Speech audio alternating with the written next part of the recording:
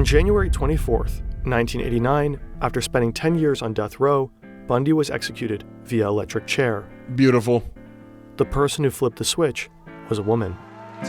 That's even more beautiful. Like me, I'm putting my phone on the chair so it can like charge a little bit. So I'm doing something.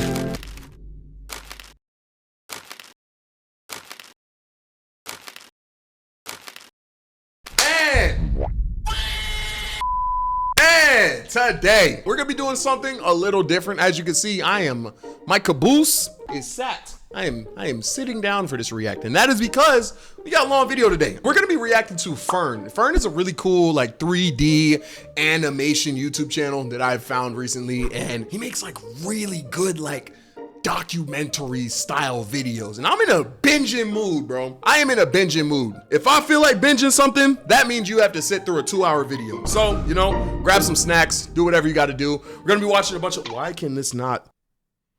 Okay, that's about as good. What the? Okay, all right, hold up. But like they're not getting to their assigned seats, bro. That means if I feel like I'm in a binging mood, that means you had to sit through a 2-hour video. So, you know, get some snacks, get some water, procrastinate your homework. We're watching a long video. Let's get straight into it. You already know the vibes. 1 curse, 3 push-ups. Be sure to check out my other channels, my gaming channel, my freaking raw reaction channel, and my VOD channel. That's where I post the full lives. Let's get it going. Talk to me. Oh, my headphones. Okay. Talk to me.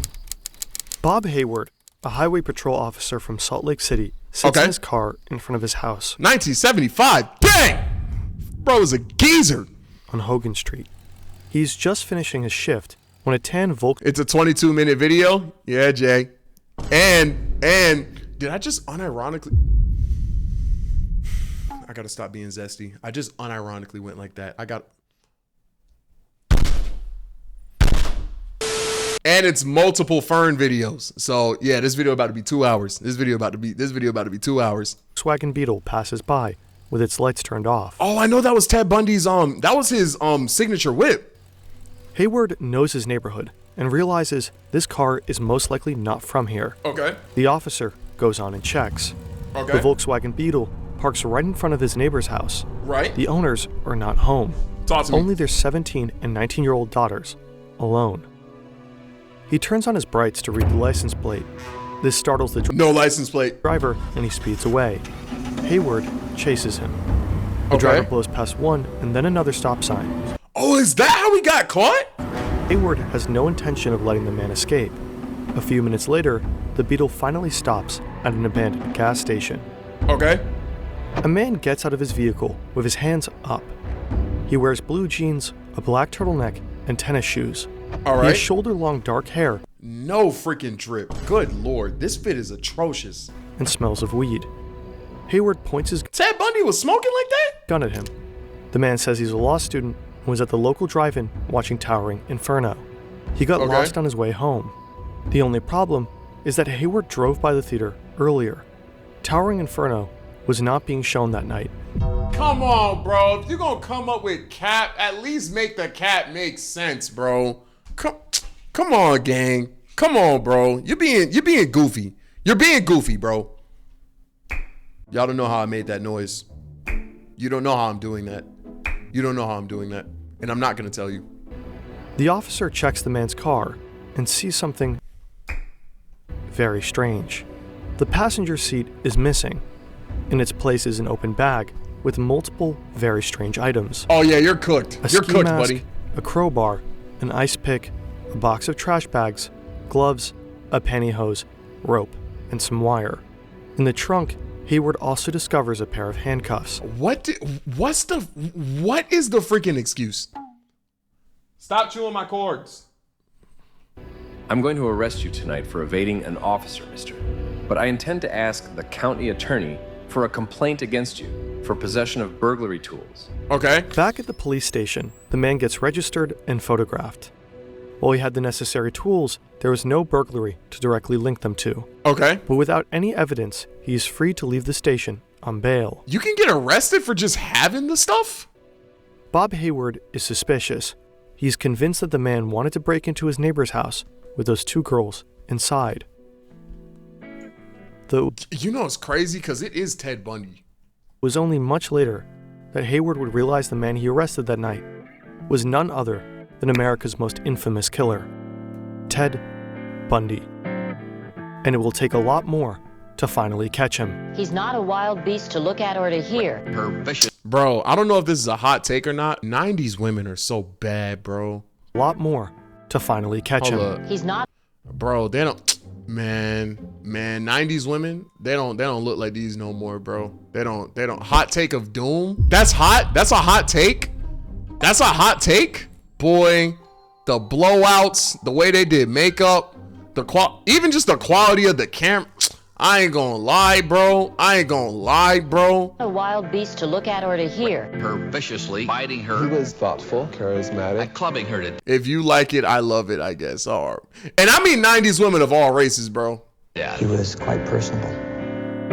Slow down, my young friend.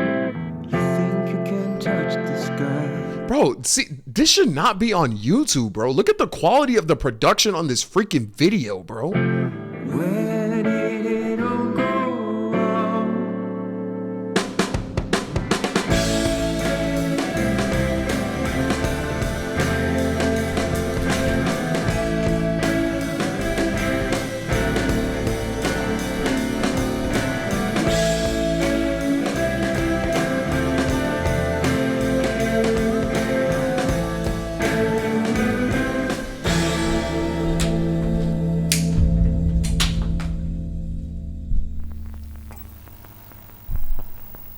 The 70s and 80s are the era of serial killers in the US. Okay. Jeffrey Dahmer, John Wayne Gacy, Charles Manson. John Wayne Gacy, I heard about him.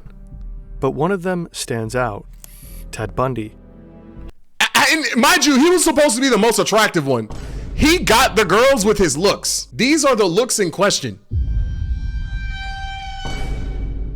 Get the frick out of here, bro. He's handsome, articulate, likable, even. Well, I'm sure it works, and you've got to have faith it'll work, or else you'd be reduced to some kind of, OD chopped, bro. mumbling idiot. Theodore Robert Bundy was born on November 24th, 1946. Okay. He's a smart boy and grows up in a relatively normal working-class family. He looks like an ugly young William Dafoe. You know what? I promise you, I was gonna say that, but I like William Dafoe too much to disrespect him. But I agree. He looks like a chopped William Dafoe, bro. I grew up in a wonderful home with two dedicated and loving parents, one of 5 brothers and sisters. Okay. A home where we as children were the focus of my parents' lives, where we regularly attended church, 2 Christian parents who did not drink, they did not smoke, there was no gambling, there was no physical abuse or fight. So how did you turn out like that? What happened to you? How do you go from, you had a great upbringing. Where did it go wrong? Fighting in the home, but it was a fine, solid Christian home. But not everything is all right with Ted. From as early of an age as 3 years old, he does strange things.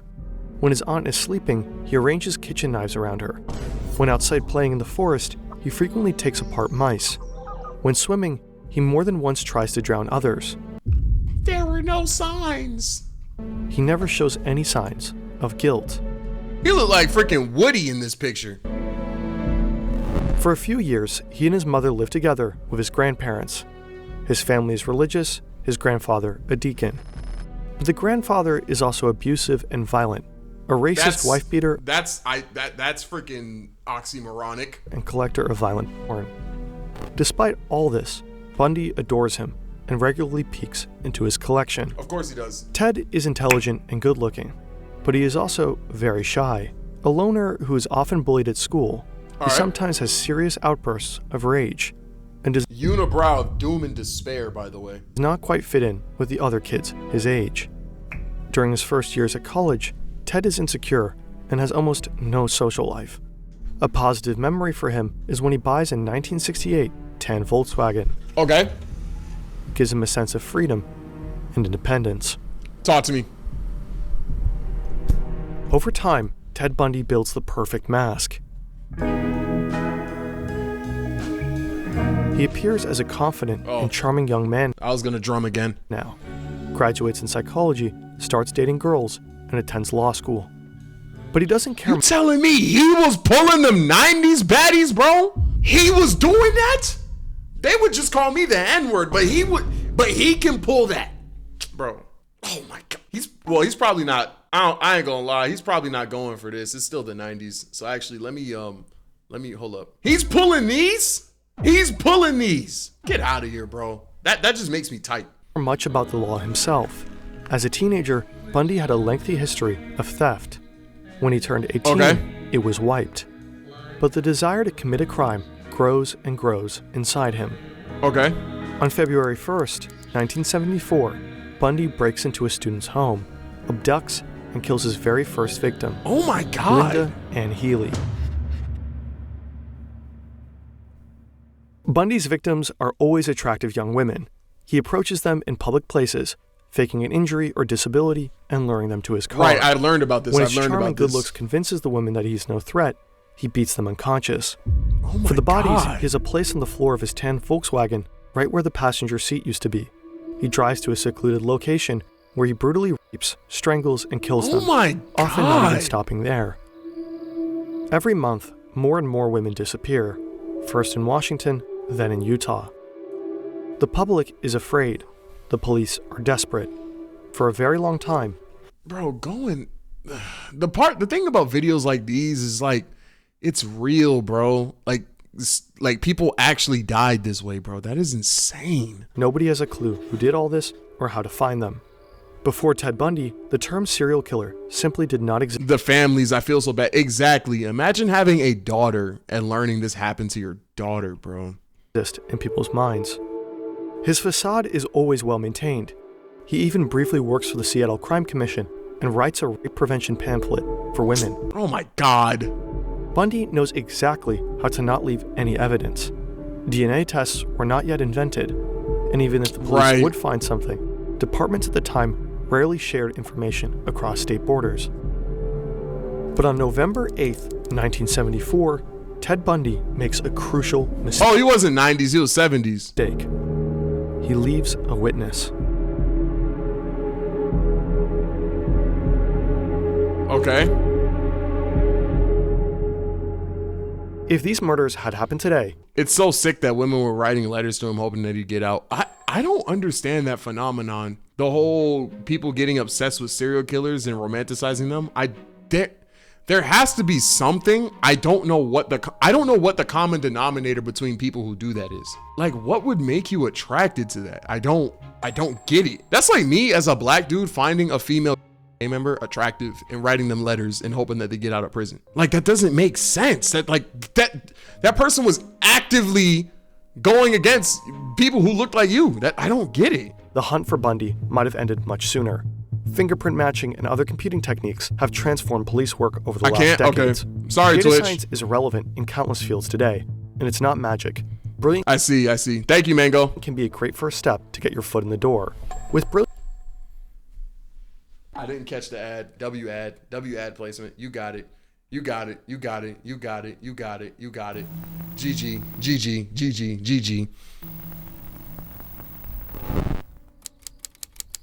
Carol DeRanch is 18 years old. Okay. She's driving her 1974 maroon Camaro onto the parking I know that car's smooth. lot of a Sears mall. She parks under a light and walks into the building. Okay. Carol is looking for books and stands just outside of Weldon's bookstore when a man approaches her. He introduces himself as Officer Rosalind from the Murray Police Department. That's Bundy's ugly ass. He is polite and well-dressed. Someone was trying to break into your car, he says. Then asks the woman whether they should check if anything is missing. She agrees, and they both go back to the parking lot. Oh my God. Carol looks into her Camaro, but everything is there. The police officer tells her that the suspect is back at the police station. If she joins him, they could file a complaint. Carol smells a slight whiff of alcohol and starts feeling uneasy, but the officer shows her a badge and she agrees to come with him. They go to the officer's vehicle, but it's not a police car. It's a tan Volkswagen. At that point, you should be ready to dip, bruh. And Beetle. Maybe he's undercover, Carol thinks. She feels a bit nervous, but gets into the car anyway. Why? A few minutes later, the man stops the car at an elementary school. He suddenly grabs her arm and handcuffs her. Carol starts screaming when he pulls out a gun. Carol is terrified. Oh my God. Luckily, she realizes that her handcuffs aren't attached to anything, so she grabs the door and quickly jumps out of the car. The man chases after her and pulls out a crowbar. He hits the woman once, twice, but Carol holds up her arms in defense, fighting for her life. Okay, good. Another car is approaching. Carol manages to break loose, runs away, and jumps into the other car. She goes straight to the police and reports. Oh, she survived? Thank God. It's the man who introduced himself as Officer Roseland and his Volkswagen Tan Beetle. Bob Hayward is so unsettled by the man he arrested, the next day he mentions him to his brother, Captain Pete Hayward, a homicide detective. The detectives at the Salt Lake County Sheriff's Office immediately recognize the car. Yes, Ted Bundy. Bundy. A year ago, a woman in Seattle reported suspicious behavior by her boyfriend. She saw an eyewitness drawing from a kidnapping that looked just like him. The woman's boyfriend... That drawing looked like Justin Bieber, bro. She saw an eyewitness drawing from a kidnapping... What? What? ...that looked just like him. The woman's boyfriend also had a tan Volkswagen. Okay. 10 women have gone missing, and the man is on the list of suspects. Got it. The detectives start connecting the dots and invite Carol to a police lineup. 8 suspects in total are standing in line, including the man Bob Hayward arrested a few weeks ago. When Carol DeRoche sees them, she immediately identifies the fake officer. On March 1st, 1976, Bundy is sentenced to 15 years in prison for the 15? Attempted kidnapping of Carol DeRoche. If you don't put him under, don't tell me they freaking had Ted Bundy in freaking custody and let him go. The investigation picks up pace, and the police manage to connect him to another case. Oh, okay. 23-year-old Karen Campbell. In October 1976, Bundy is sent to Colorado to stand trial again. Right. This time for murder. If only his story ended here. It contained. Yeah, the video's only halfway over.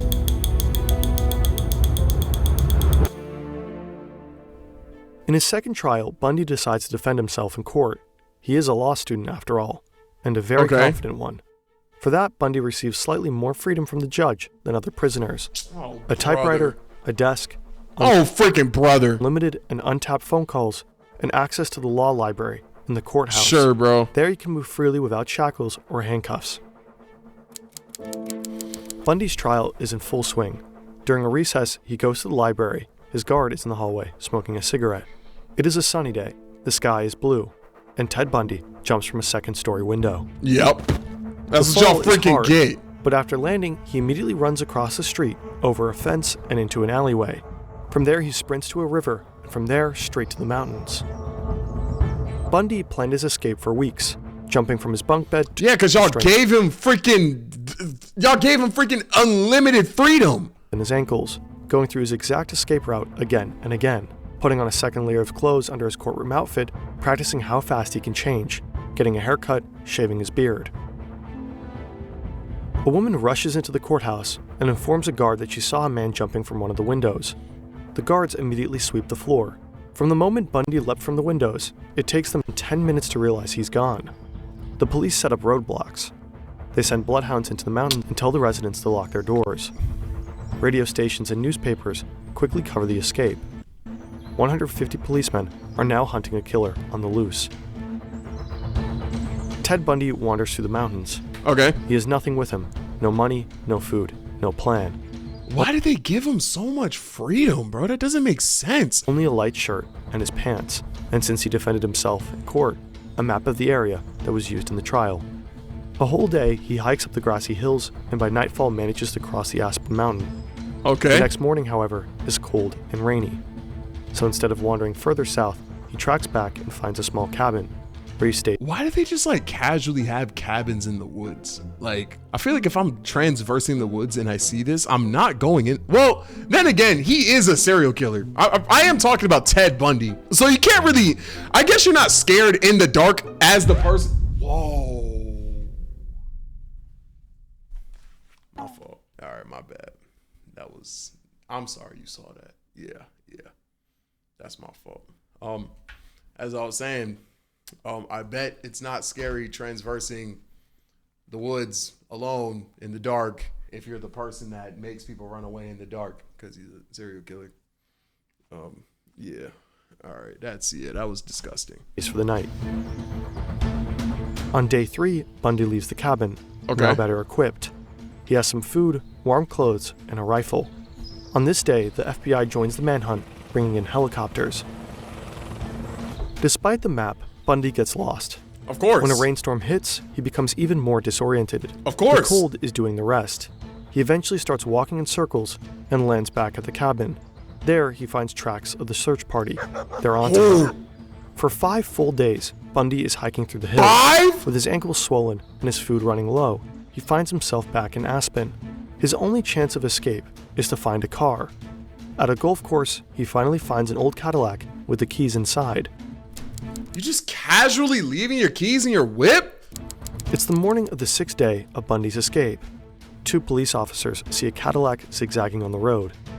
They stop the car, assuming it's a drunk driver. Instead, they find a sober but weak Ted Bundy. He lost over 20 pounds and barely managed to steer the car. Dang! His nose is wrapped in Band-Aid, and he wears glasses, but the officers easily recognize him.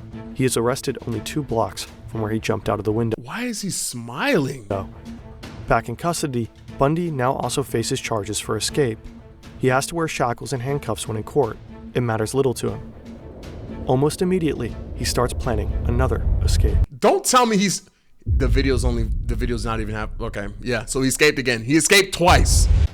How did y'all let that happen twice? A guard brings Ted Bundy a warm meal to his cell and leaves, but Bundy doesn't touch it.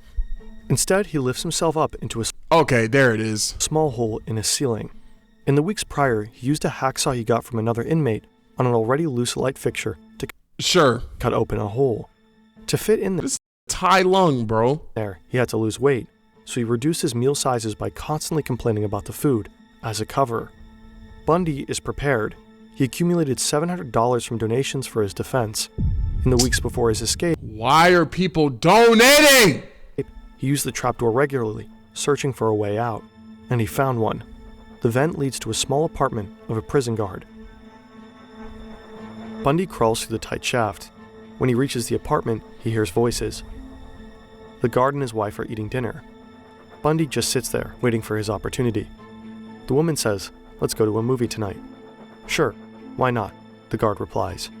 A few minutes later, the door slams shut, and Bundy drops into the apartment's bedroom. He puts on a pair of blue jeans, a gray turtleneck, and blue tennis shoes. Then he walks out of the street through the front door. Did y'all hear the fit? He outside looking like these right now, bro. What is you talking? Bro, what? Listen to this fit, bro. Jeans, a gray dot, and Bundy drops into the apartment's bedroom. Steve Jobs as fit. That's another curse, bro. That wasn't my fault, though. I read the chat. He puts on a pair of blue jeans, a gray turtleneck, and blue tennis shoes. Then he walks out of the street through the front door. My bad. My bad. That's me. That's my fault. It takes the guards 17 hours before they realize what just happened. And now he's long gone. Bundy has long vanished. Please don't tell me he caught more bodies after escaping the second time.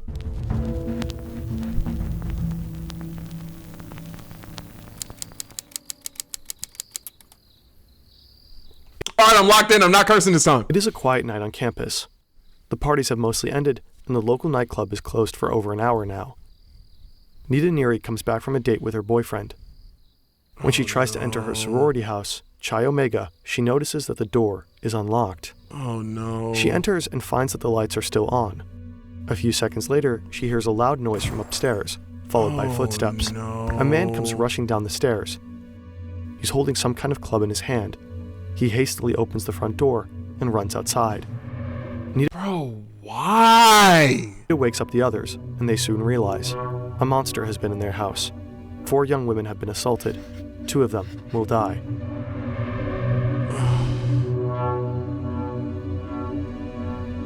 In the following weeks, Ted Bundy tries abducting multiple bro. It just goes right back to it. Women, but always fails. Until he finds 12-year-old Kimberly Leach.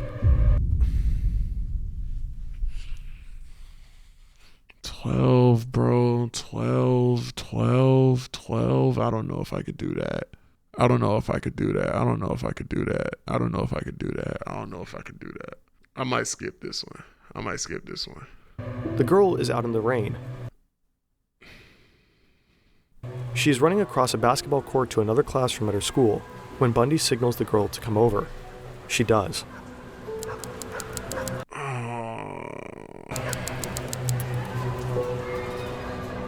David Lee, a patrol officer from Pensacola, sits in his car when an orange Volkswagen passes by with its lights turned off. Lee knows his area well and realizes this car is most likely not from here. He follows the driver and checks the license plate. The car is stolen.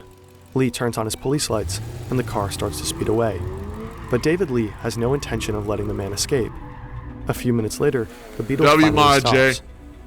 Bundy must have had a strange feeling of deja vu at this point. This time, Bundy will not just get out of the car with his hands up. He will not say he's a student who watched a movie and got lost on his way home. This time, Bundy decides to fight. He gets out of the car. The officer points a gun at him.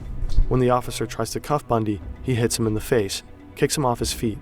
The officer fires a warning shot, and Bundy runs. Lee, now running right behind Ted, fires another shot, and the man falls to the ground. But Bundy hasn't been shot. It's a trick to grab the officer's gun. It fails. The officer hits Bundy with his pistol and manages to arrest him. Yo, Bundy is whack, bro. He has no coordination. The hunt for America's most infamous killer has finally ended.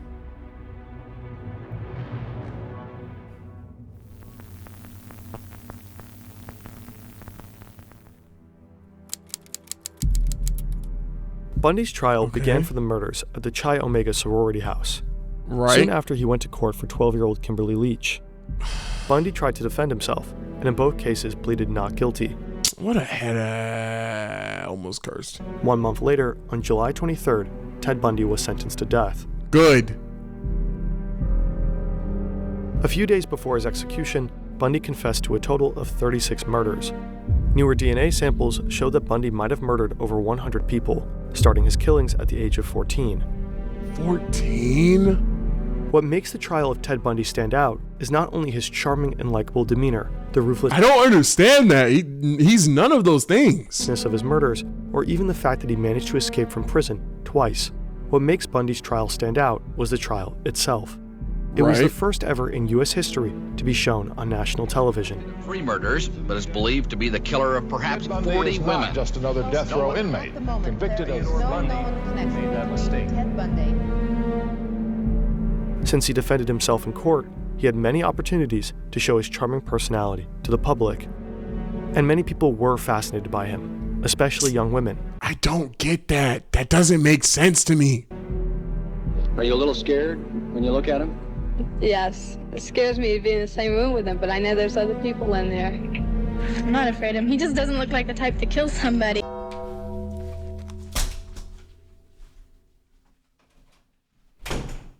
You know what? No, you're right. You're right, random girl with glasses. He's not the type to kill somebody. He's the type to kill somebody, brutalize them, go to jail for it, and then break out of prison. That's the type that he is. So yeah, no, he doesn't just kill. Oh, man.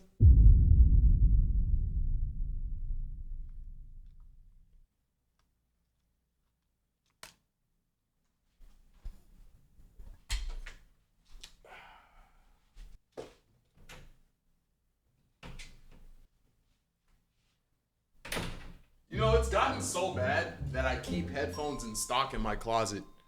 Headphones have they have a 4-month shelf life on my channel, bro. Not even 4. They have like a 2-month shelf life, bro. Rip the rest in peace the blue ones though. The blue ones was tough. The blue ones was tough, bro. Every time he turns around, I kind of get that feeling, no, gonna get me next. You know? But yet you're fascinated by him. Very.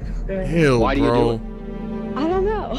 You're so freaking weird. For all those women in the courtroom, there is one who stood out.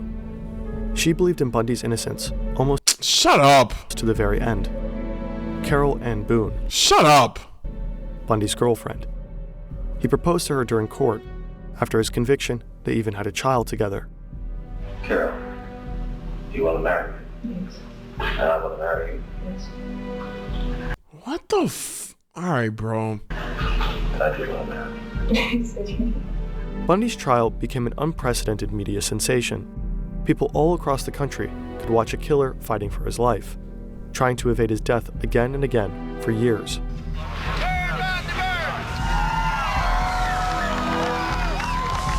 On the last day before his execution, television crews from all over the country came to Florida State Prison. Thousands of people gathered. They had signs with them and fireworks. At one point, fireworks is crazy. T-shirts were sold with a phrase you could hear people chanting, "Burn, Bundy, burn." Yep.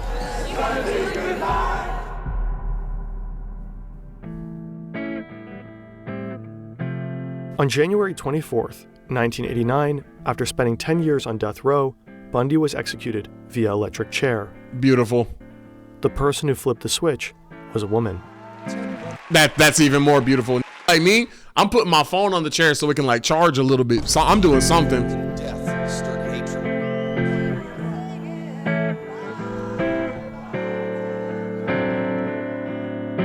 Slow down, my young friend. Bro, this is what I'm saying. Yo, if anyone didn't know who Fern was before this video, y'all gonna learn today. Fern is tough. Next video. My motive for doing what I am going to do is simply personal revenge. Talk to me. I do not expect to accomplish anything by it. That is extremely freaking self-aware, though. Lincoln, Montana, 1996. Okay. This cabin is the chosen home of Theodore J. Kaczynski, more commonly known as the Unabomber. He's long Bro, these look so cool, bro. been feared as America's smartest criminal, a serial bomber who's killed and wounded targets across the country with no clear connection. For 17 years, he's eluded the FBI. It's the largest, most expensive manhunt in the Bureau's history. He's the evil genius they simply can't catch. Likely history's most intellectual serial killer. Okay. He's terrorized the nation, instilling fear in Americans about opening their mail and getting on planes. Oh, I remember this. Unless it was in freaking 19, whenever the fudge. But was this when people were putting bombs in packages at front doors? Planes. And he did it all from his cabin. Here is where he built his bombs, where he wrote his manifesto, and where he evaded capture for nearly 2 decades. It's where he turned from off-the-grid recluse to world-famous murderer. Okay. This cabin contains all the evidence the FBI... Bro, streaming, oh my gosh, it's starting to get me. Recording without a chat is so interesting because, like, out of pure reflex, I keep glancing just to respond to y'all, but that's funny. I will need to convict him. Talk to me, Fern. It's located deep in the Montana wilderness. Back in 1969, Ted... Never mind, I do not remember this. Ted moved here from California, where he left behind a shining career as a math professor at UC Berkeley. That's crazy. He wanted to get closer to nature and far, far away from everyone who pisses him off. Okay. Which is most people. He built this cabin with his brother, back when Ted still talked to him. It's got no electricity, no plumbing, just a wood stove, a bed, and a whole lot of books. Right now, okay, give it like ignoring like, you know, the serial killing. Low key, that seems peaceful, bro. Like I'd stay in a cabin for like a month. I would genuinely do that. I tried to do that before actually, but it was too expensive. Now Ted is building another bomb. They're meticulously crafted, and he's continuously improving his technique. Okay. Every year they become more lethal. In fact, he's got another one under his bed, wrapped and ready to go. But he won't get a chance to send it, because despite his intellect, he made some pretty dumb mistakes. Uh-oh.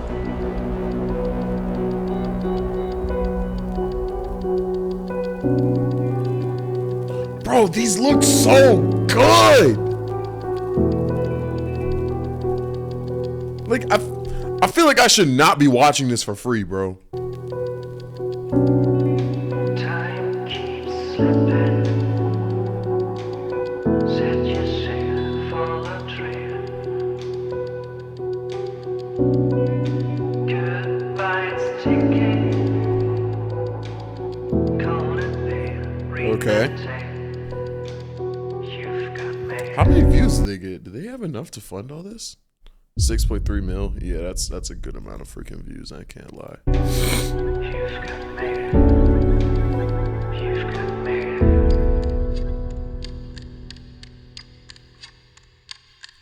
The ticking time bomb at This video. I got Fern as my like. I got Fern as the best documentary maker on YouTube, bro. Let me like really think about it. I can't think of anyone I got over Fern, bro. Obviously, it's a full team of people, so like I'm not gonna compare him to like people like Trap Lord Ross, who's like one person. But you know what I'm saying? This is great. Is largely based on these two books. Links are in the description. Talk to me. We attribute the social and psychological problems of modern society to the fact that society requires people to live under conditions radically different from those under which the human race evolved. Okay.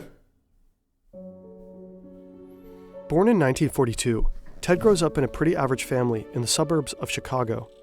They're working-class Polish Americans. His parents are politically progressive, bookish and intellectual, and really into the outdoors. They're strict but loving. At least, that's how they remember it. It becomes obvious at a young age that Ted is exceptionally gifted, so his parents push him to succeed. He skips 2 grades and easily aces every class. He's a pretty normal kid for someone with an IQ of 168. Sure, Ted is quiet, shy around girls, and arrogant, but he has a core circle of friends and plenty of hobbies. Like his parents and brother, he loves playing music, reading, and camping. People like Ted. They'll later remember him as a sensitive, respectful kid.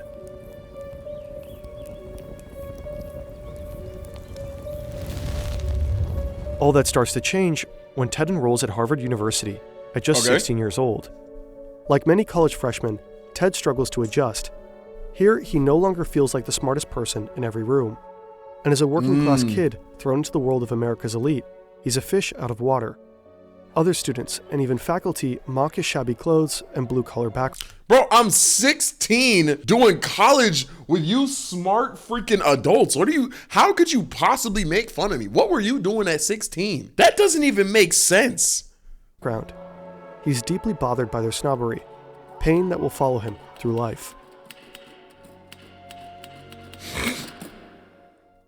Ted's also just really young, younger than almost everyone else on campus. Probably younger than everyone on this bit, bro. 16? An adult, Ted will write his mother furious letters about this. He demands apologies for pushing him out of the house before he was ready. Ted becomes depressed, and his grades suffer. His classmates describe him as a total loner, moody, rude, and virtually mute. He's that guy on the dorm floor who only leaves his room to go to class, who ignores everyone else, who slams doors. He's not supposed to be here. There's a stench of rotting food wafting from his room. Ted doesn't know it yet, but his withdrawn and alienated demeanor has caught the eye of a psychology professor. Dr. Henry A. Murray is very famous, with an on-campus research center named after him. He's basically a god in the social sciences. Murray is looking out for particular types of students, those who will make excellent guinea pigs for an experiment. His final, most elaborate experiment, the capstone of a long and illustrious career. It also happens to be a CIA-funded project designed to cause extreme distress and break down the subject's sense of self. Don't tell me they did that to a 16-year-old boy who's depressed and away from his family.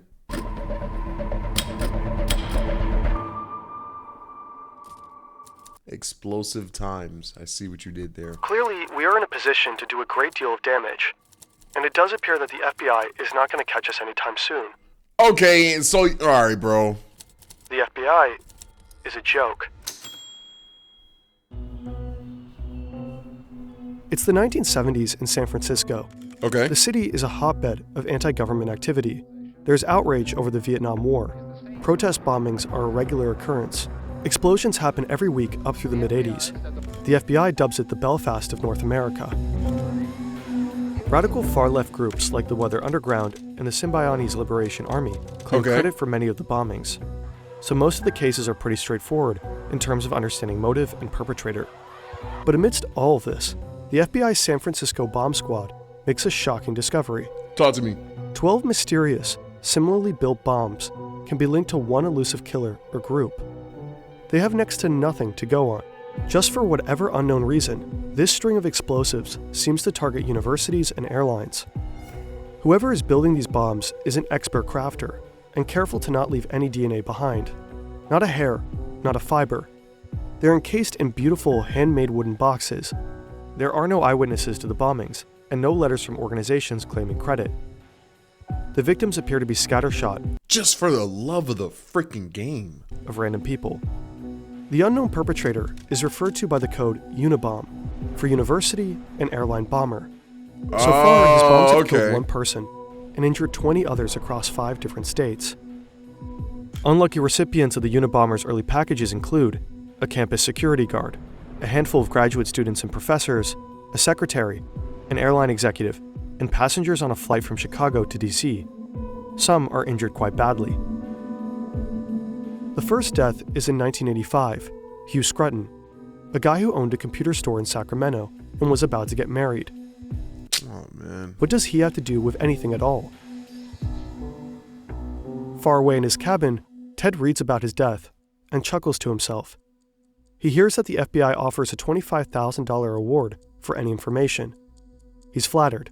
The Unabomber is making waves. Not bad for the actions of one man in a 10 by 12 foot shack with no electricity, running water, or phone service. Pretty hard to imagine now. These days, connection isn't optional. It's how we get around. Check in. I can never catch you, bro. I can never catch you. One time, I'm gonna get hip before the ad plays. I really do feel like I'm gonna get you, bro. Fern, you're 2-0. You're 2-0. Snowshoes, maps, a homemade chair, a cot, a typewriter, and hundreds of books. Scraps from junkyards and jars of chemicals for making his bombs. Binders and binders full of notes. All kinds of disguises for delivering the bombs, like wigs and sunglasses, and shoes with fake soles. It's crammed to the gills, but meticulously organized. Shoes with fake soles so they can't tie back the shoe. That's smart. That is smart. That's so smart. Oh my God. I wouldn't even think. See, this is why I couldn't do something like this. I wouldn't even think to do that. That is smart as heck. At this point, I was thinking backpack, hoodie, and a mask, but you can't. They could get my shoes. The FBI has zero promising leads, and by the end of it all, they'll never actually find the perpetrator themselves. The bomber is always several steps ahead of them. They'll pursue thousands of dead ends, spend hundreds of thousands of taxpayer dollars, and pour countless man-hours into this case. Good Lord. They have no idea why he's targeting the people that he is. But the bombs are so precise, so well crafted. There's gotta be a motive, right? In 1987, there's finally a break in the case. Talk to me. The Unabomber plants a package outside a Salt Lake City computer store, and a lady spots him. He's wearing a gray hoodie, sunglasses, and sporting a mustache. The police create a sketch and post it all around the country. The bombings immediately stop, and for 5 years, nobody hears anything from the Unabomber. All kinds of people call him with tips, but the leads go nowhere. The case pretty much goes cold. He stopped for 5 years? But the FBI know that it's only a matter of time before he'll strike again. They're sure he's using the time to perfect his bombs. And they're right. In his cabin, Ted is finessing his technique. Okay. The upcoming bombs will be a whole lot more lethal. But, as the world will soon find out, he is also busy writing. He doesn't just want his explosives to do the talking. He's crafting a manifesto, one that claims to explain what the mysterious string of bombings is all about.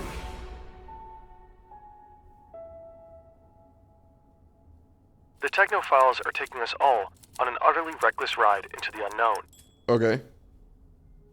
Back at Harvard in 1958, the United States is experiencing huge shifts in culture. The button-up 50s are drawing to a close, and the nation becomes swept up in the space race, the civil rights movement, the sexual revolution, the environmental movement, the explosion of drug culture, and all the while, the Cold War is escalating. Right. The American military is paranoid that communists have developed mind control drugs and brainwashing techniques, and they're eager to catch up. So they're covertly experimenting with ways to manipulate behavior.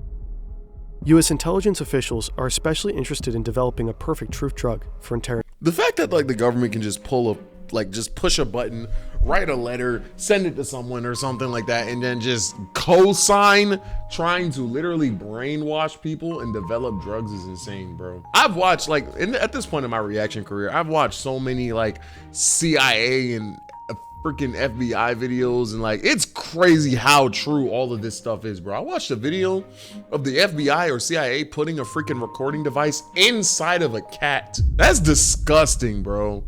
They're getting enemies, and they believe like, this is so crazy. LSD might be it, but they're also, and we can't do nothing about it. No amount of voting or we can't do. They're doing experiments right now currently, and we're supposed to just take it because we can't do anything. So testing a wide range of ways. His lineup looks crazy though. That psychological manipulation could bend the will of anyone to do whatever the U.S. bend. I ain't gonna lie, nothing on this dude's head is bending, bro. This bit look crisp. Military wants. They've even enlisted help from the Nazi scientists who experimented on Dachau inmates with hallucinogens and interrogation methods. Wow, bro. The military illegally smuggles these war criminals over to get their advice on brainwashing. Wow, bro. That's just like, that's wow. It's part of Operation Paperclip. Over the course of at least 11 years, thousands of Americans are subjected to unethical psychological experiments that include sensory deprivation, hallucinogenic drugs dosed without consent, subliminal messaging, hypnosis, electroshock therapy. Good freaking, and this is true, like this actually happened. And even ice pick lobotomies. And that's just the stuff we know about. When the project becomes— yeah, that part, like that's what we know. That's what they, bro. Was public knowledge in the 1970s, the CIA director orders most of the records to be destroyed. The program is codenamed MKUltra. Many of the test subjects are vulnerable populations, like prisoners and hospital inmates, but also students. Ridiculous, bro. Students are prime subjects for these experiments because of their frequent contact with professors who play a big part in MKUltra. Some of the professors know the role they play. Many don't. During the post-war period, the CIA becomes the largest employer of college professors, and the military is by far the biggest source of funding for psychological research. Professors acted as consultants and researchers for military-backed projects. They used their status to encourage their students to participate in experiments, often involving drugs like LSD. Afterwards, they reported back to the government. Harvard becomes heavily involved in Army-sponsored studies. One of the CIA's main men on campus is the superstar psych professor, Henry Murray. Right. Murray is well known for his studies of personality, and since the CIA's beginnings, his theories have influenced how they recruit new agents and how they interrogate suspects. When Murray and young Ted Kaczynski cross paths, Murray is at the end of his career, and he recruits Ted for his final, most elaborate experiments. Of course he does. They're meant to assess the effects of stress and a vulnerable 16-year-old, bro. Harsh interrogation on gifted male students. Murray wants to know, what will it take to break an educated, intelligent man? The setup is simple. Ted and 21 other students are asked to write an essay about their most deep-seated beliefs. Then they're told they'll discuss their beliefs with a fellow undergrad. The experiment aims to compare the effects of stress on college men who seem psychologically healthy and well-adjusted, with students who seem alienated, pessimistic, and lacking in identity. Ted is most likely recruited for the second group because he's showing signs of depression. Ted's personal essay stands out as the most pessimistic of them all. It suggests that he was already vulnerable before the abusive test began. Okay. He is also the youngest and the poorest in the group. The students are told this exercise is just to study different personalities. In truth, now the real experiment begins. The essays are handed to lawyers trained in manipulation, who are instructed to attack the values expressed in them. Okay. The students endure harsh interrogations in brightly lit rooms. They face calculated personal critiques designed to humiliate and erode their sense of self. I don't know why, but my ego is telling me I could beat him in an argument, bro. Because if it's one thing I'm really good at, it's BS arguments, bro. Like, if I wrote on that paper, Popeyes is the best fast food restaurant, it doesn't matter what statistic, what freaking poem, what anecdote, what freaking encyclopedia of knowledge this mustached man would bring up, I don't feel like I'd lose that argument, bro. I could be tweaking, but I feel like this would not work on me, bro. All the while, electrodes monitor their stress responses. Later, I thought this was gonna be, I thought they were like shocking them. Never mind, because like, yeah, the second you start touching me, that's different, bro. You got it. Later, they have to watch these stressful and humiliating moments on video, over and over again, for 3 years. As Murray himself describes it, the tests were designed to be abusive. He's had a lifelong fascination with pain and stress and is known to have a sadistic streak. This is ridiculous, bro. Plenty of participants will later report the experience to be deeply unpleasant, with lasting trauma. But Ted's responses are the most extreme in every category. Murray's team identifies him as the most traumatized of all. Yes, Ted Kaczynski got MK-Ultra'd. You can read all about it at CIA.gov. In consequence, many claim the CIA created the Unabomber. But that's an oversimplification. It's not so easy they still played a role, though, to prove how much effect the experiments had on Ted's turn to terrorism. None of the other students in the experiment are known to have become killers. Okay, they're not as intelligent as bro. What? No, that's what? No, they played a major role in that. Some psychologists believe the experiments were stressful enough to create anger problems in Ted, or even aggravate latent schizophrenia. But other psychologists evaluate him as undeniably sane. Ted himself dismissed the idea that the tests were anything resembling psychological torture. He was very invested in being seen as psychologically healthy until the bitter end. He's taking great pains to not be painted as damaged or crazy. He wanted his murders to be understood in the context of his beliefs, not his personal history. If people saw his actions as a result of trauma or madness, it would invalidate his ideas. Ideas that formed his last year at Harvard. Ted becomes increasingly disillusioned with the industrial technological system. He comes to believe that technology is slowly destroying humanity and eroding our freedom. He's horrified by widespread psychological suffering and how industrial technology... If he would have seen AI, he would have freaking... Oh, I was going to say if he would have seen AI, he would have exploded, but I feel like that's a poor choice of words. He would have been very unhappy. Technology has severely damaged the planet. He's certain that it'll only get worse the more technology develops. So anyone who helps advance technology in any way is the enemy. Scientists, engineers, business people. Oh, and that's why he attacks schools and stuff. Ted starts having revenge fantasies and becomes obsessed with how society enforces obedience with psychological controls. Oh, and that's why he freaking bombs like tech stores and stuff. Away from society and living off the grid. Ted graduates Harvard and goes on to get his PhD in math at the University of Michigan. He's quickly establishing himself as a brilliant mathematician and is offered a tenure track position at UC Berkeley as their youngest professor ever. His students don't like him very much, but he's publishing groundbreaking papers on boundary functions. But Ted resigns one day without warning.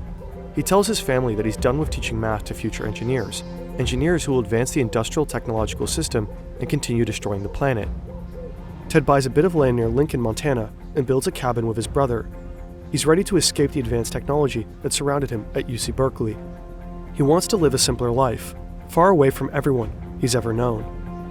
And then, he starts to build his first bomb.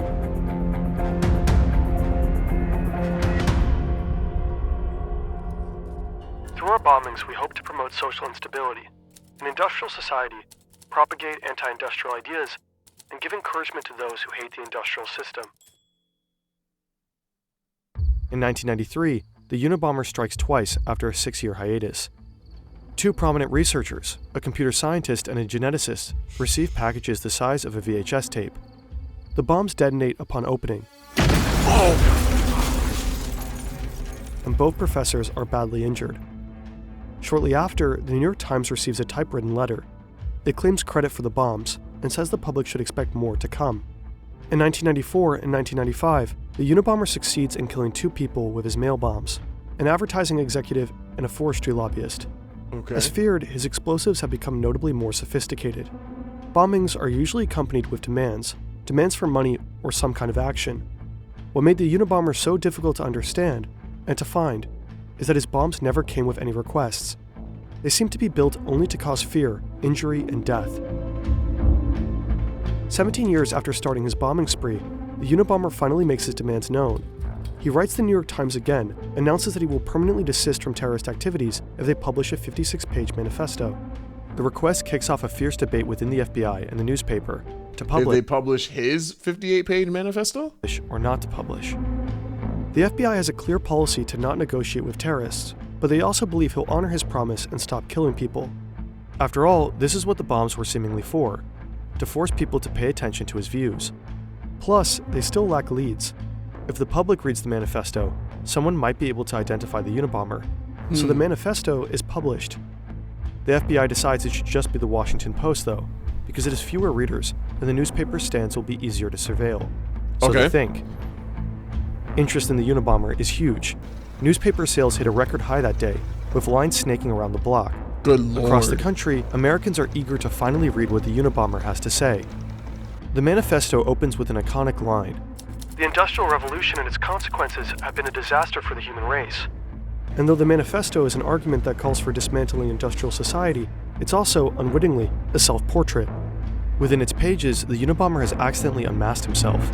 How? David and Ted, though 7 years apart and very different, grew up close and loved each other very much. As adults, they had impassioned philosophical debates by mail and shared a lot of the same views. David also worried about technology's destructive effect on humanity. He'd also spent some time living off the grid in a self-made cabin. Okay. But David wasn't a killer. When the manifesto is published, he hasn't spoken to his brother in a long time. Ted cut him out when David got married and refused to answer any of his letters. David's wife Linda, a philosophy professor, has a funny feeling about Ted, whom she never met. As the bombings stack up and some of the timings coincide with Ted's travels, Linda tells David, "You've got a screwy brother. Maybe he's the Unabomber." David doesn't want to hear it. Linda doesn't know Ted the way David does. He'd never kill anybody. As a kid, Ted used to cry at the thought of animals getting hurt. But when the manifesto is finally published, David avoids reading it. He doesn't want to admit the similarities. That, like the Unabomber, Ted is an excellent carpenter, and that he had a lifelong fascination with explosives, and that some of the dates match up perfectly with Ted's travels. David only reads it when Linda insists. His jaw literally drops from the first few lines. The killer, like Ted, also hates technology. As it continues, David recognizes idiosyncratic word choices and logical arguments that Ted uses all the time. There is no escaping the truth. Ted is the Unabomber. So after some moral qualms about betraying his brother, David alerts the FBI. To have your writing be so consistent that someone can tell it's you just by a manifesto is insane. They are bound to make me out to be a sickie, and to ascribe to me motives of a sordid or sick type. Many tame conformist types seem to have a powerful need to depict the enemy of society as sordid, repulsive, or sick. That was beautifully written. Lincoln, Montana, April 1996. Okay. With the tip from David, the feds are staking out Ted's cabin. The investigation is meant to be conducted quietly, but they're interviewing local townspeople, trying to collect more evidence on Ted. Right now, all they have is the linguistic similarities in the manifesto and old letters from Ted that David gave the FBI. Right. Not exactly cold, hard proof. Enough for a search warrant, but not an arrest. Rumors start to spread around town that Ted Kaczynski, their very own angry hermit, is the Unabomber. The plan is to draw Ted out of his cabin and get inside before he can escape or destroy any evidence. But they don't know if he has it tricked out with explosives. Nobody would be surprised if he did. Ted has no idea he's under surveillance, so when someone knocks and says some land surveyors need to talk, he believes them and opens the door. He wasn't expecting visitors. Yeah, no, These days, he's busy with a dirty job. He's in the middle of rasping aluminum blocks to make powder for more bombs. He's covered from head to toe in the dust. He's rail thin because the rabbit hunting was scarce this season. Ted's hair is wild and his clothes are literally rotting off of his body. But what does he care? He's not trying to impress anyone, and he can clean up fast if he needs to blend into society. Too bad for Ted. He'll be photographed in this state, filthy, emaciated, and in severe need of a shave.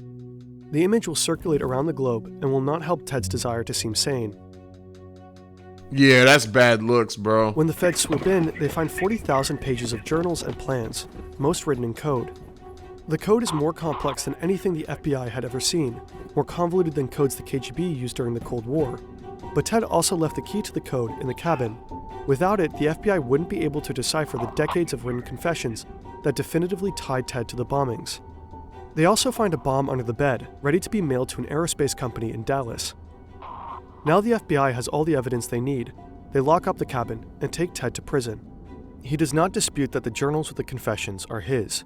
In fact, he wrote them partially so that nobody would try to say he was crazy. Ted's family and his defense team attempt to convince the jury and the world at large that he is mentally ill. They're doing anything they can to avoid the death penalty, which frustrates him. Yeah, because he doesn't care about that. He cares more about his perception than he cares about his life. He tries to fire his lawyers and defend himself. He would rather die than allow his lawyers to plead not guilty by reason of insanity. Ted pleads guilty to his crimes and is sentenced to life in prison. Behind bars, he never stops writing. He publishes 2 books and keeps up a lively correspondence with a wide array of journalists and admirers. He also finally makes some human connections. He strikes up a friendship with Timothy McVeigh, the Oklahoma City bomber who killed 168 people in 1995. Oh my God. Ted and McVeigh are briefly on the same prison block and find they have a lot of views in common before McVeigh is carted off to death row. Ted even finds love for the first time in his life. After a lifetime of struggling to connect with women and never going beyond a few kisses. Who the freak does he connect with from the bars, from behind the bars of prison though? Ted suddenly has dozens of women writing him romantic or... Oh, here it comes. Every time, bro. Every time, bro. Bro, what is the correlation? What do all these women have in common? I really want to know. What about a serial killer is attractive? I don't get that. Like, why does this happen? If someone knows the answer to that, please. Salacious letters. But only one captures his heart. A school teacher he calls his lady love. They spend thousands of hours talking by mail or in visiting booths, but they are never able to touch. He writes classical music for her before she dies of lung cancer. Later, Ted also develops cancer. When the condition becomes advanced, he dies by suicide in June 2023 at 81 years old. This is not to be a political revolution. Its object will be to overthrow not governments, but the economic and technological basis of the present society. In the decades since his arrest, Ted Kaczynski continues to fascinate and sometimes inspire. The manifesto's central argument is that technological advancements since the Industrial Revolution have robbed people of their freedom and well-being. These advancements are supposedly responsible for widespread psychological suffering and environmental devastation. It's a revolutionary call to dismantle industrial society altogether and warns that technology will inevitably overpower human autonomy. Many of Kaczynski's observations in the manifesto are true. Some of his predictions are prescient, and a lot of the grievances are understandable. It's not hard to find people who are also frustrated with surveillance or sad about it's just don't bomb people. Environmental destruction. At the time of his capture, Time magazine wrote, "There's a little bit of the Unabomber in most of us." Nowadays, Ted Kaczynski continues to find admirers online, from teens on TikTok, depressed about climate change, half-ironically saluting Uncle Ted, to the extreme right mass murderer, Anders Breivik, who heavily quoted Kaczynski's Industrial Society in his own manifesto. But even if most people can find parts in the manifesto they agree with, most people are not willing to kill. Yeah. Kaczynski knew that most people would be repelled by his crimes, but committed them anyway. Those who find the ideas compelling might want to check out Jacques Ellul, the thinker whose ideas most inspired the manifesto. The philosopher never advocated killing. They also should check out Ted Kaczynski's diaries. They lay bare the personal motivations that drove the Unabomber, beyond the manifesto that was polished for public consumption.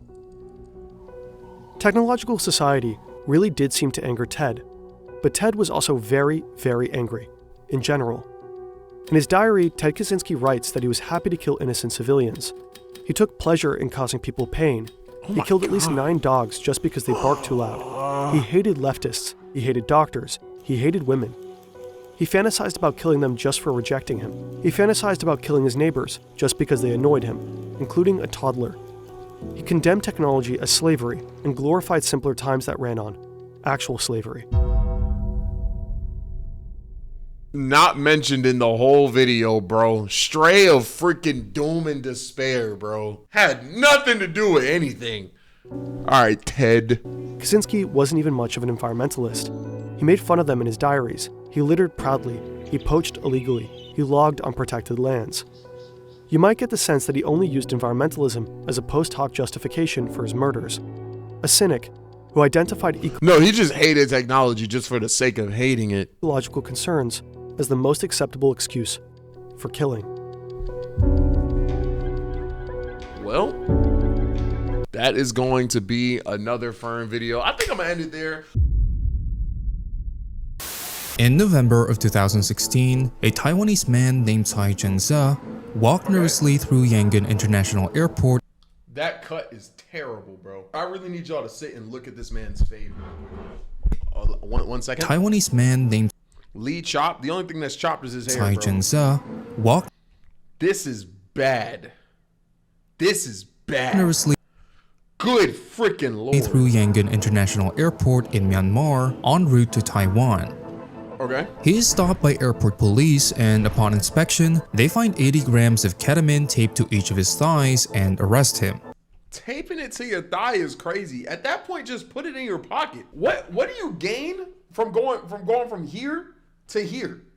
That's pocket adjacent. Bro, my pockets go all the way through here. What?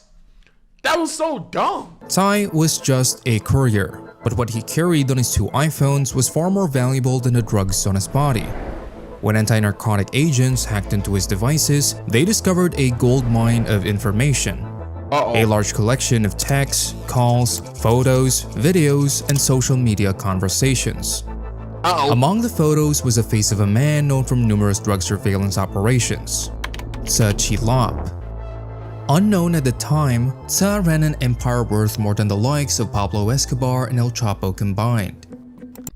Combined? That much money exists? Oh my god! McDonald's, Starbucks, HP, Kraft Heinz, some of the largest corporations in the world couldn't come close to what Tse generated.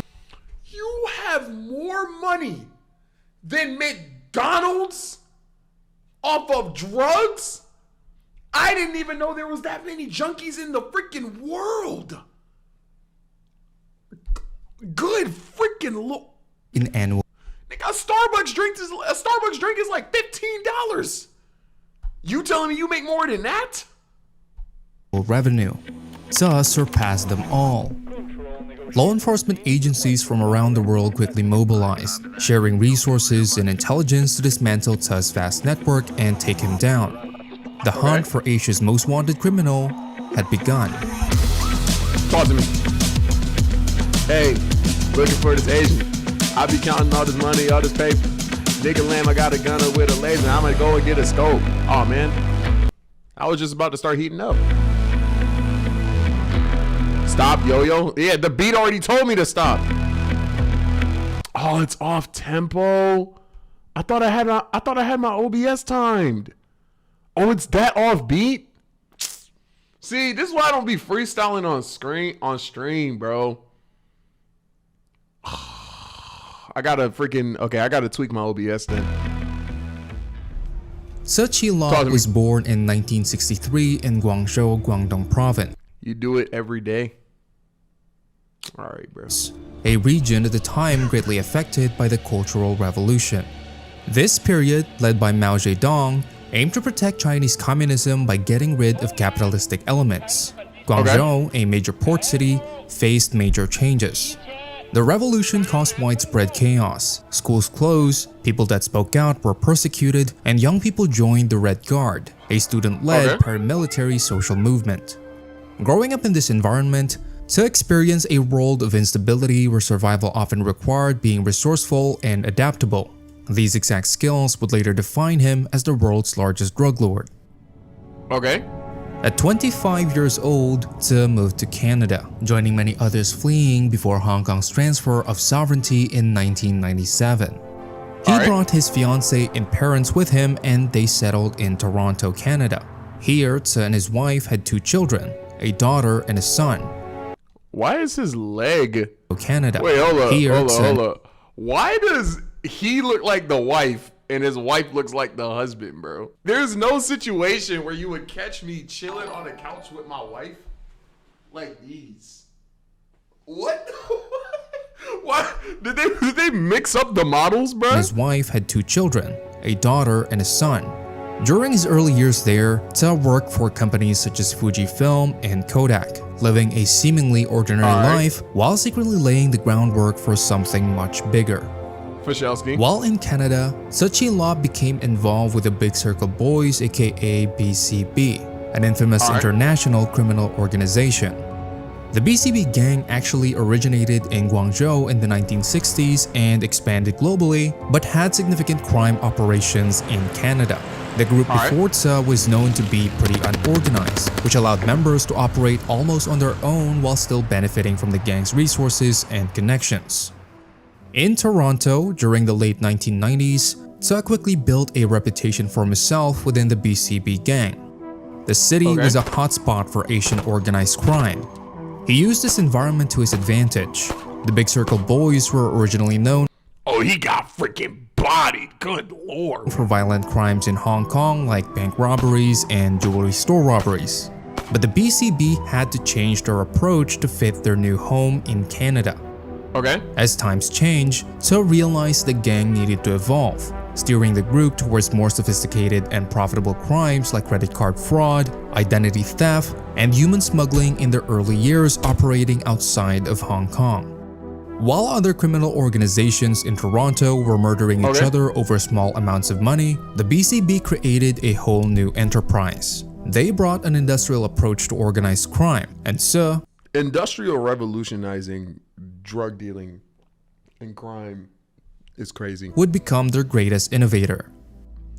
Recognizing the potential for large-scale heroin shipments, Tse set the groundwork for creating one of the most impressive drug shipment networks in North America. His operation involved importing high-quality heroin from Thailand using existing routes already utilized by other criminal organizations. To avoid causing a gang war, Tse offered his men to the Rizzuto family to strengthen their other operations. The Rizzuto crime family is a powerful Italian-Canadian organized crime group based in Montreal. So there was like Asian gangbangers and Italian mob boss groups? I did not know that. Notorious for their involvement in drug trafficking, money laundering, and contract killings. In return, the Rizzutos allowed Tse to use the ports they controlled. This partnership was crucial, as it helped the smooth transit of drugs through Montreal into the United States. Tse also formed alliances with other gangs and crime families involved in drug trafficking, much like he did with the Rizzuto family. At this point, no, I've heard of the Yakuza. I just off rip, the Yakuza are Japanese, I thought, and this dude is Chinese, so I don't know about that. And second off, he gave his men to an Italian family. Yoyo, name all 7 continents: North America, South America, Africa, Australia, Europe, Asia, Antarctica. I did it! I did it! I did it! I did it! I didn't think I had it! Okay, bet. Point in Tse's life, he didn't have much experience, so his approach to trafficking was very traditional. But he wanted to make sure the drugs he was smuggling were of high quality, so he got his heroin shipments from Southeast Asia, particularly from Thailand. This region at the time was known for producing some of the purest heroin in the world, making it highly sought after in the North American markets. Tse understood the demand for the product and was determined to meet it. Where he lacked experience, he made up for it with a sharp eye for the drug market. Like we talked about before, to move the heroin from Thailand to North America, Tse used already established smuggling routes. These drugs were typically moved through countries with less strict customs before arriving in Canada. He used a combination of sea and the fact that there are boats in the ocean right now currently that are transporting drugs here is crazy to me. Land routes, taking advantage of mostly seaports and his established alliances there. The drugs were often concealed in shipments of goods, such as electronics or food. This allowed the drugs to blend in, making it harder for anyone to seize them. By 1997, Tse was the person being good at choosing drugs to sell is frying me. Like, is he taste testing it, bro? Also, I'm gonna stand up. I'm gonna freaking fall asleep if I stay sitting. Sourcing all of the drugs from Asia. But with success in the drug trade comes notoriety, and eventually the police hear your name, and it's your name that breaks you. Luckily for Tse, back in 1997, law enforcement didn't have access to the advanced technology we have today. Revolutionizing workflows across industries or working on drugs. Today, take notice. The massive scale of his heroin smuggling and the increased flow of drugs into North America raised massive alarm bells. So the FBI, the Royal Canadian Mounted Police, and local police forces in Canada launched a huge collaborative effort to track Tse's new network. Undercover agents and informants were deployed to infiltrate Se's his radar is back. I'm telling you, bro, the AdSense network, trying to gather information about how he was getting the drugs into the country. After some time and luck, the task force traced the routes of Se's heroin supply chain back to Southeast Asia. Intelligence gathered from informants stated that Se was operating with a high degree of mobility, frequently moving between various Asian countries to oversee operations. Despite his efforts to evade the authorities, Se made a critical mistake by traveling to Hong Kong, a place with strong extradition agreements with many Western countries. In August of 1998, he was quickly detained by local authorities. That was the lackey who had the phone, who had been tipped off by the task force intelligence. Following his arrest, Se faced charges of conspiracy to import heroin into the United States. The task force had compiled overwhelming evidence against him. Oh, he got hit with the RICO. Leading Se to strike a deal and plead guilty. Oh, he snitched. He snitched. He ridiculous. He's, oh my goodness gracious. In exchange for a 9-year prison sentence. Talk to me. During his time in prison from 1998 to 2006, Se Chi-lop made multiple valuable connections that would significantly improve his future in the global drug market. His main connection was with a man named Lee Chung-chak, a well-known cross-border smuggler and fellow Hong Kong citizen. Lee's dealings spanned multiple countries, making him a key ally for anyone looking to expand their reach and profits. While in prison, these men had thousands of hours to discuss strategies, share knowledge, and plan their future work together. What they talked about— no one's like listening in on these conversations. Like, if I'm planning criminal freaking drug routes in prison, I'm at least kind of thinking like, oh, I hope I can't be hurt. Like, I feel like if there's any place to intercept this type of information, it's freaking prison, no? About and later planned while inside was a more advanced and widespread network that could handle large-scale drug shipments with greater efficiency and less risk. When Se was released in 2006, he returned to Toronto, where his family still lived, but realized he had outgrown the city. His connections with the Rizzuto crime family were mostly still imprisoned or entangled in costly and bloody personal vendettas. He reconnected with multiple contacts he had established during his 8 years inside, including Lee Chung-chak, just like they had planned. Se quickly realized that the world had changed significantly during his time behind bars. Hong Kong had fully reverted back to Chinese control, and China had since joined the World Trade Organization, opening up new opportunities for international operations. And that wasn't the only thing that had changed. The demand for heroin was declining, while the market for synthetic drugs was rapidly increasing. Asia, in particular, was experiencing a spike in synthetic drug use, with demand being 5 times that of North America. On top of that, they be tweaking? I thought America ran the pill popping. I did not know Chinese people be tweaking. They be doing that? So you swear it's Chinese people doing yerkies like that? You learn something new every day. Synthetic drugs were much cheaper to produce compared to traditional drugs like heroin. It takes thousands of farmers to generate a metric ton of heroin. It only takes— they have better PR than y'all. What do you mean, y'all? What do you mean when you say y'all? You have people like Logan. Oh, by y'all, you mean Americans. Okay. I forgot, Evie, you're in like Germany, right? Okay. GG's.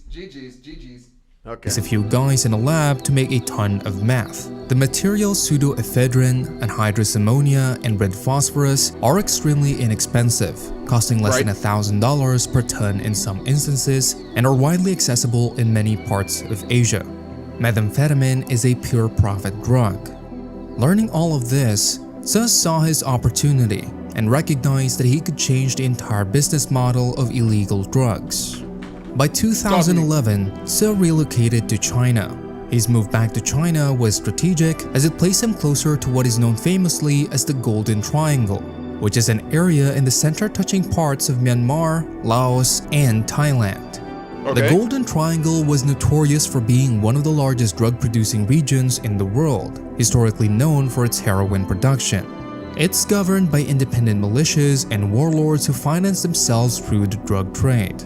Even though heroin was less sought after, Sun knew that the region had well-established drug production infrastructure and that it was a remote, lawless area, which made it an ideal place for manufacturing his synthetic drugs. Essentially, by setting up shop in the Golden Triangle, Tse could produce large quantities of synthetic drugs at a very low cost and distribute them across Asia and beyond easily because of the Golden Triangle location, and not to mention his connection with jailmate Lee Chung-chuk, who would help facilitate the transit of drugs through his already established smuggling Yo, I'm gonna head out and watch Game 7. That is totally understandable. Hey, man, I hope your team wins. Roots.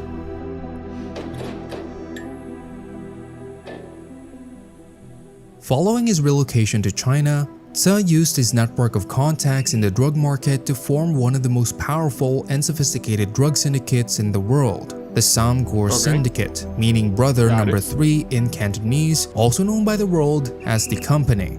Tse positioned himself at the top of the organization, or CEO of the company. In the early days of Samgor, Tse did what he does best: bring people together and solve people's problems. Hong Kong and Macau's 3 largest triads, 14K, Sun Yee-on, and Wo Xingwo, are massive and powerful criminal organizations known for their extreme violence. These rival triads often went to war, but Tse was able to unite them to cooperate on the drug trade. Bro, it's so crazy how, like, this is gonna sound corny, but it's so crazy how dangerous freaking charisma is, bro. Like, the fact that someone can just not even manipulate, but just like unify these 3 like things into one off the strength of just being charismatic and outgoing. It's like a weapon, bro. It's the ability to do stuff like this is genuinely it's genuinely a weapon, bro. He even managed to bring in charisma can allow you to do anything. I swear, bro. Ted Bundy, freaking what's his name? God dang, Jeffrey Dahmer. Like, it's crazy. Big Circle Boys, the Bamboo Union. It's insane how far you can get with it. From Taiwan, and the biker gangs from Australia. This merger of gangs. This is such, like, bro, what is this, bro? He just freaking assembled the goddamn Avengers of the dark, of the dark market, gang. And triads under one umbrella was unheard of, creating a vast network of resources, enlarging their drug market capabilities.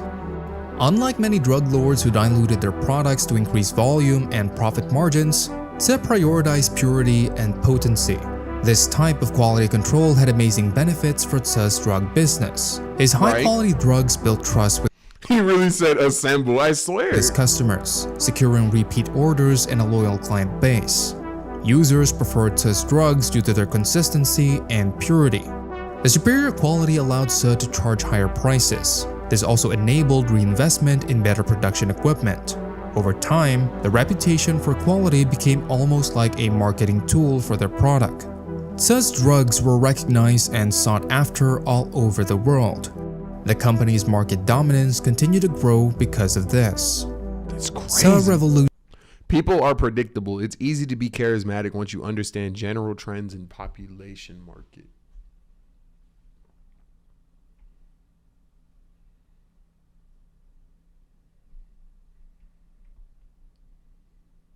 Two by four, what you got going on, gang?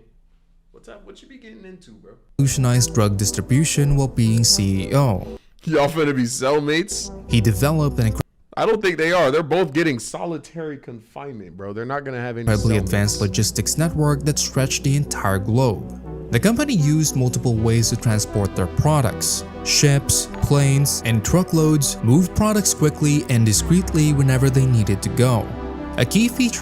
I'm a biochemistry and neuroscience major. Oh, so you're manipulative and smart. Yeah, under the jail. I'm gonna need you locked up the way they had Tai Lung and Kung Fu Panda, bro. Multiple guards, 223s. Each guard having a small zone. An explosive device strapped to their chest. In GTA. I take back the bit. I take back the bit. I take back the bit. Of the company's business plan was a guarantee of delivery, which was unheard of in the drug trade. If a shipment was intercepted or seized by authorities, Tse guaranteed to replace it at no additional cost to the buyer. The promise to always deliver meant that customers knew they would get their drugs for sure. This was really important in a business where things often go wrong and people take big risks. Being so dependable gave Tsu's operation a huge edge over the competition. The cheap production costs of synthetic drugs, especially methamphetamine, let Tsu promise delivery without hurting his profits too much. A kilo of methamphetamine would cost $4,000 to produce, but yielded a value of $200,000 in the streets. Sam Gore only needed 1 out of 15 shipments to arrive to break even. Every shipment over that was pure profit. That's crazy. This smart money management tactic showed how efficient and innovative his operation was, and to produce the volume needed to keep this promise, Tsu set up one of the most impressive drug production facilities ever created. The distribution network was truly global. Major I can 100% see how he has more money than McDonald's, bro. markets included Australia, Japan, and several Southeast Asian countries. Later, Tsu would use a similar strategy like he did back in his younger days in Canada and at the beginning of Sam Gore. He again formed alliances with other powerful crime families and gangs worldwide in places like North America and Europe. Unlike old-school drug gangs like the Mexican Sinaloa or Colombian Medellin, the company ran more like a modern-day Fortune 500 company. Tsu used business ideas you'd usually see in normal companies, which is usually unheard of in the drug trade that is usually known more for violence and intimidation tactics. Tsu, running a drug business so sophisticated, also made it difficult for worldwide authorities to catch up with them. Local police were used to thugs and gangbangers being Right, but he was a whole businessman. sloppy, not businessmen and professionalism. Their complex shipping system made it hard for police to find and stop drug deliveries. Using real businesses as cover-ups made it even tougher for authorities to spot what was really going on. Tsu set up or brought out import or export companies that handled a lot of legitimate goods that didn't get much attention. Drugs were concealed within legitimate shipments. For example, methamphetamine could be dissolved in liquids and later extracted. Sam Gore's signature shipping method was to hide the drugs in loose-leaf green tea packages, each one neatly holding about a kilo of meth. Real businesses made the shipments look trustworthy, so they were less likely to be checked. Doing normal legal business made everything seem legit on the surface. Yo. Why did they do that? I don't want to show my face. I'm not showing my face after that. While all of this seems impressive in itself, what was truly impressive was the way Tsu and the company used encryption software to keep their communication secure. Software ensured that messages, calls, and emails were scrambled and that only the right people could read if they had a special code to unlock it. Messages often included code words to further conceal the true nature of their Oh, I thought it was gonna be the meanest VPN ad, bro. I'm not gonna lie. discussions. Even if messages were somehow intercepted, they would still not know anything. Right. They didn't only revolutionize gang communication, they revolutionized using technology in every aspect of their business. They would use GPS and satellite tracking tag to watch where their drug shipments were at all times. This let them change the route of shipments quickly if they thought the police might catch on or if there was any other danger. In some cases, blockchain technology was used. This made sure that all the info about shipments, money, and other deals was kept safe. It was almost impossible for anyone to fake these records. Tsu made sure to keep everything safe.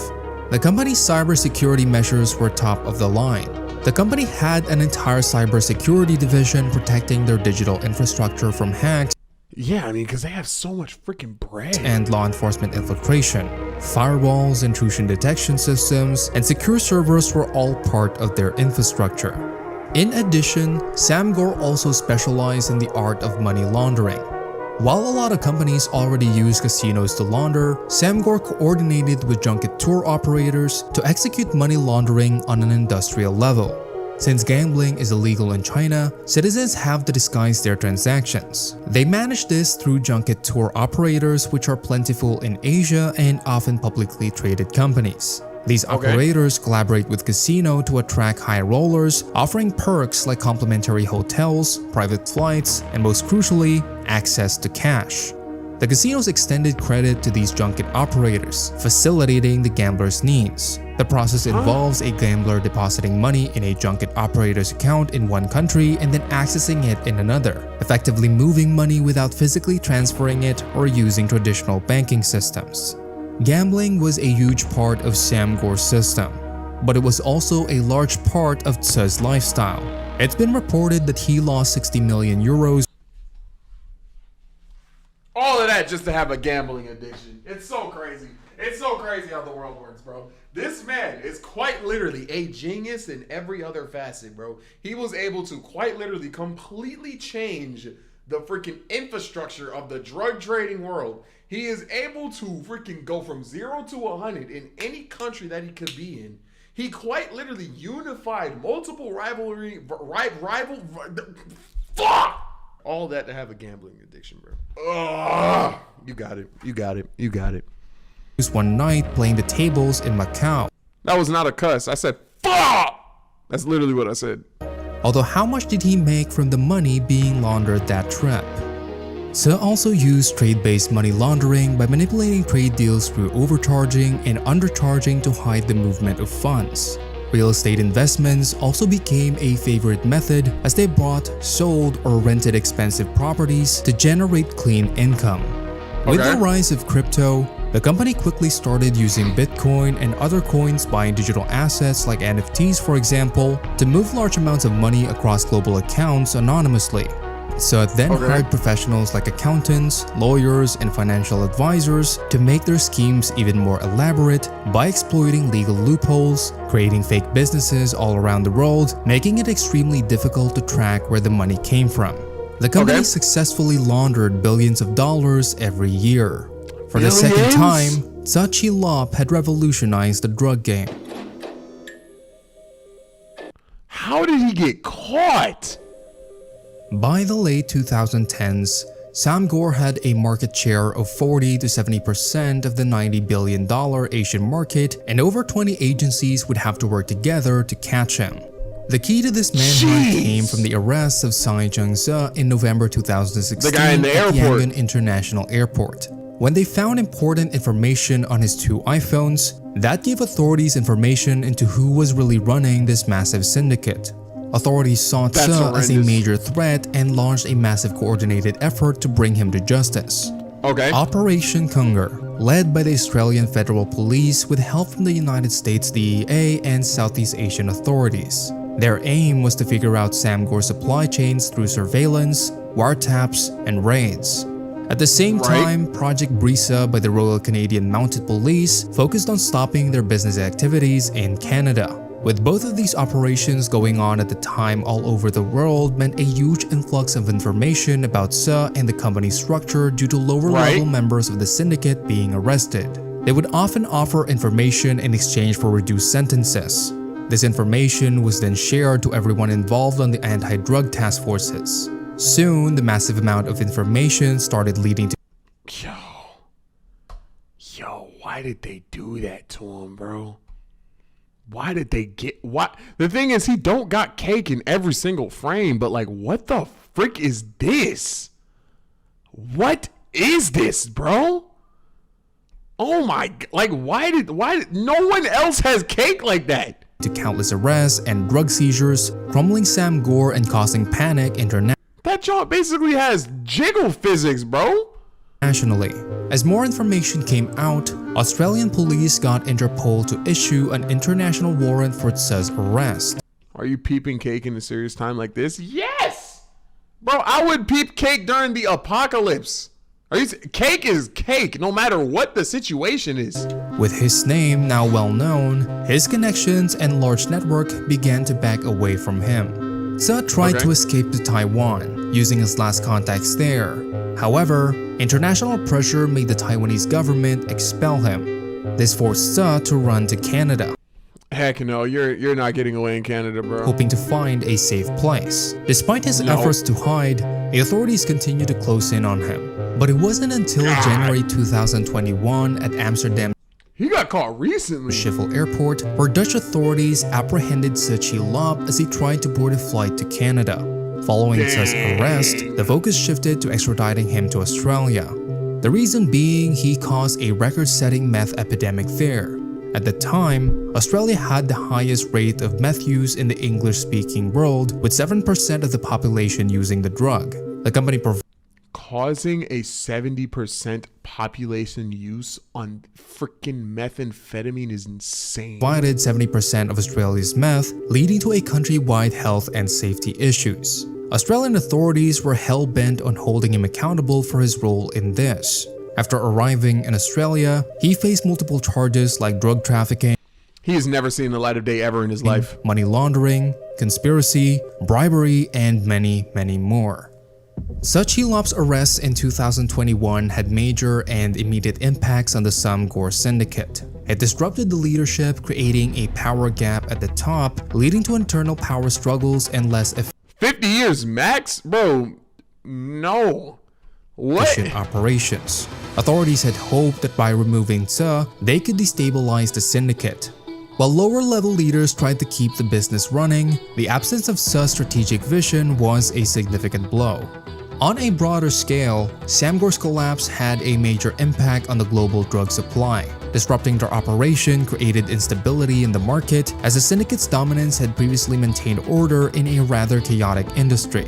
Other criminal groups quickly moved to fill the void, leading to a surge in violence and further complications globally. Despite Tse's arrest, the synthetic drug trade continues to thrive.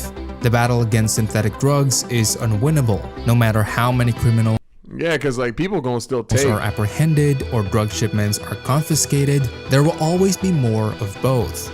Suchilop ran two of the largest drug networks in history, across different decades and on different continents. His legacy shows just how powerful and influential his operations were, creating one of the most professional crime businesses in history.